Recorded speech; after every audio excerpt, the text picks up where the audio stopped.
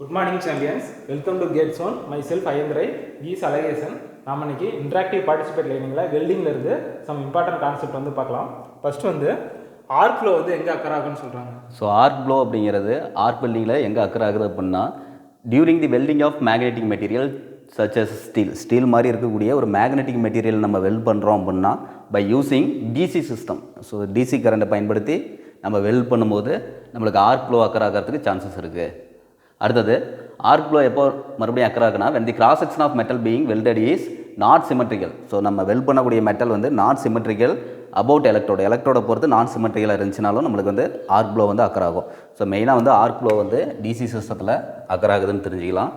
So cross section of metal வந்து non symmetrical about எலக்ட்ரோடுக்கும் cross section of material non சிமெட்ரிக்கலாக இருக்கும்போது arc flow occur ஆகுது அப்படிங்கிறத தெரிஞ்சுக்கலாம். அடுத்தது மேக்னெட்டிக் மெட்டீரியலை டிசி சிஸ்டத்தில் வெல்ட் பண்ணும்போது ஆர்க் ஃப்ளோ அக்கர் ஆகுது அப்படிங்கிறத தெரிஞ்சுக்கலாம். அதாவது மேக்னெட்டிக் மெட்டீரியல் வந்து டிசி சிஸ்டத்தில் வந்து வெல்ட் பண்ணும்போது ஆர்க் ஃப்ளோ வந்து அக்கர் ஆகுது அப்படின்னு சொல்கிறாங்க. அதே சமயம் வந்து கிராஸ் செக்ஷனல் ஏரியா வந்து நாட் சிமெட்ரிக்கலாக இருக்கும்போது எலக்ட்ரோடில் வந்து நாட் சிமெட்ரிக்கலாக இருந்துச்சுன்னா அங்கே வந்து ஆர்க் ஃப்ளோ வந்து அக்கர் ஆகுது அப்படின்னு சொல்கிறாங்க. அடுத்து ஏசி வெல்டிங்கில் ஆர்க் ஃப்ளோ எப்படி இருக்கும்? ஸோ ஏசி வெல்டிங்கில் no chance of arc flow வந்து கண்டிப்பாக நடைபெறாது.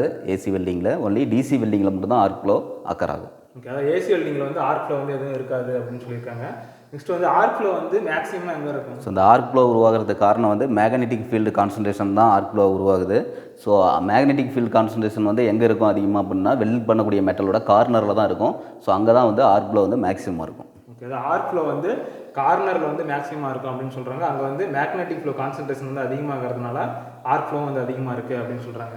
நெக்ஸ்ட் வந்து ஆர்க் ஃப்ளோ ரிசல்ட் வந்து ஸோ ஆர்க் ஃப்ளோ உருவாச்சு அப்படின்னா நம்மளுக்கு என்ன நடக்கும் அப்படின்னா இன்கம்ப்ளீட் ஃபியூசன் வந்து இன்கம்ப்ளீட் ஆகிடும். வெல்டிங் கரெக்டாக இருக்காது.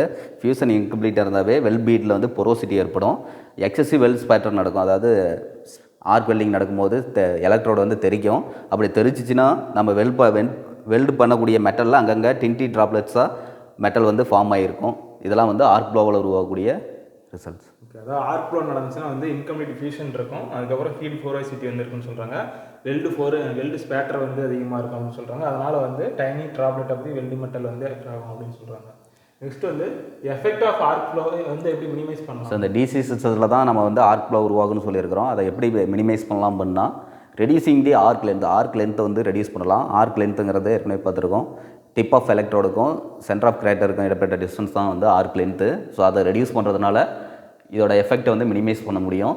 அடுத்து ரெடியூசிங் தி கரண்ட் வேல்யூ வந்து ரெடியூஸ் பண்ணுறதுனாலையும் இந்த ஸ்பேட்டர் வந்து எக்ஸஸ் ஸ்பேட்டர் வந்து நம்ம கண்ட்ரோல் பண்ண முடியும். அதனாலேயும் ஆர்க் ஃப்ளோ வந்து ரெடியூஸ் ஆகும். அடுத்தது reducing the rate of travel of electrode வந்து வேகமாக போகாமல் கரெக்டான ஸ்பீடில் வந்து ட்ராவல் ஆகுனா நம்மளுக்கு வந்து ஆர்க் ஃப்ளோ வந்து ரெடியூஸ் ஆகும். ஸோ இந்த மூணுமே வந்து ரெடியூஸ் பண்ணுறது தான். கரண்ட்டை ரெடியூஸ் பண்ணணும், ஆர்க் லென்த்தை ரெடியூஸ் பண்ணணும், rate of travel of electrode reduce பண்ணணும். ஸோ இது மூணுமே ரெடியூஸ் பண்ணுறது மூலமாக நம்ம வந்து ஆர்க் ஃப்ளோ வந்து மினிமைஸ் பண்ணலாம்.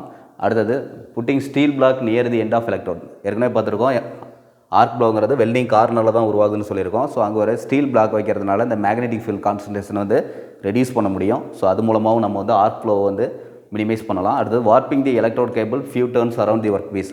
ஸோ ஒர்க் பீஸை சுற்றி நம்ம எலக்ட்ரோடு கேபிளை வந்து ஒரு 2-3 சுற்றி வைக்கிறதுனாலையும் இந்த arc blow magnetic field concentration reduce ஆகும். அதனால் ஆர்க் ஃப்ளோவும் மினிமைஸ் ஆகும். So reducing the arc length, reducing the current, rate of travel reduce பண்ணணும். ஸ்டீல் பிளாக்கை வந்து கார்னரில் நியர் தி ஒர்க் பீஸில் வைக்கணும். எலக்ட்ரோட கேபிளை வந்து ஒர்க் பீஸை சுற்றி ஒரு 2-3 டர்ன் பண்ணி வைக்கிறதுனாலையும் மேக்னெட்டிக் ஃபீல்டை ரெடியூஸ் பண்ண முடியும். அதனாலையும் ஆர்க் ஃப்ளோ வந்து மினிமைஸ் ஆகும். ஓகே, அதாவது எஃபெக்ட் ஆஃப் ஆர்க் ஃப்ளோ வந்து மினிமைஸ் பண்ணுறது வந்து 5 பாயிண்ட்ஸ் இருக்குது. அதாவது ஆர்க் லென்த்தை ரெடியூஸ் பண்ணுறாங்க, கரண்ட்டை ரெடியூஸ் பண்ணுறாங்க, அடுத்து rate of travel of electrode வந்து ரெடியூஸ் பண்ணுறாங்க. அப்படி இல்லைனா வந்து எண்ட் ஆஃப் தி ஒர்க் பீஸில் வந்து ஸ்டீல் பிளாக் வந்து ஜாயின் பண்ணுறது மூலமாக வந்து குறைக்கிறாங்க.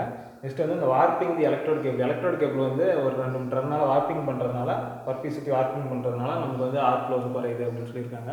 நீங்கள் வந்து வெல்டிங்கில் வந்து ஆர்க் ஃப்ளோ வந்து எதில் வந்து அக்கர் ஆகும், அது வந்து எதனால் ஆர்க் ஃப்ளோ ஆகிறதுனால என்ன ரிசல்ட் வந்து கிடைக்குது, அதை எப்படி மினிமைஸ் பண்ணலாம் அப்படின்னு சொல்லிட்டு இன்றைக்கி வந்து ஐபிஎல் அலகேஷன் மூலமாக தெரிஞ்சுட்டோம். Okay, thank you champions. Thank you champions.